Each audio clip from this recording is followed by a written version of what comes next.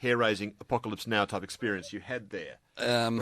It's a long story. I'll keep it short. Myself and my company, by this stage I was a company commander in the 3rd Battalion, 3RAR, the Parachute Battalion. We were across in Malaysia on a training mission with the Malay Army.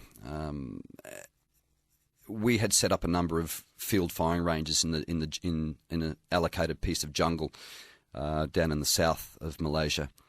And at one point I was driving in the Land Rover with my company Sergeant Major between one range and another, and we stopped on a culvert, a small creek running under the culvert. I think we stopped to relieve ourselves. And we got out of the vehicle, and I remember my Sergeant Major going, "Have a look at this." And I looked over his shoulder and I looked down into the creek, and there wasn't really any water in the creek. It's a sandy creek bed, but not dry, not bone dry, a damp sand.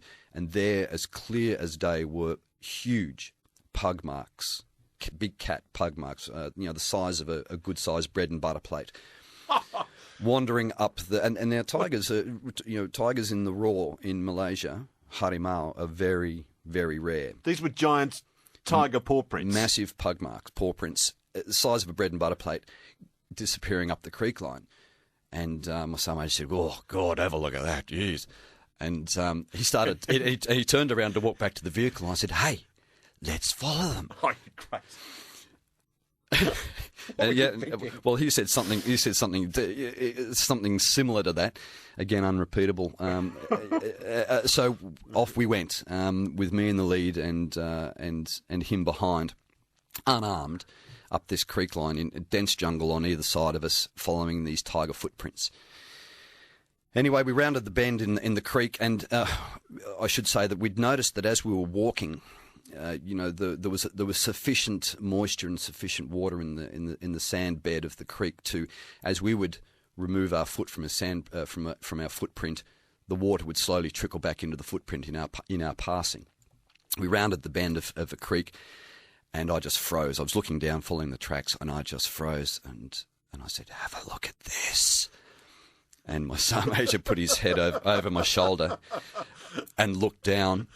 Oh, bloody hell.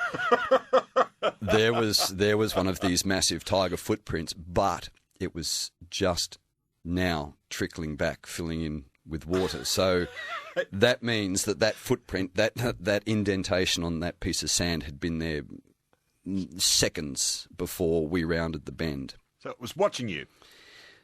Yeah, it was watching us. It was there.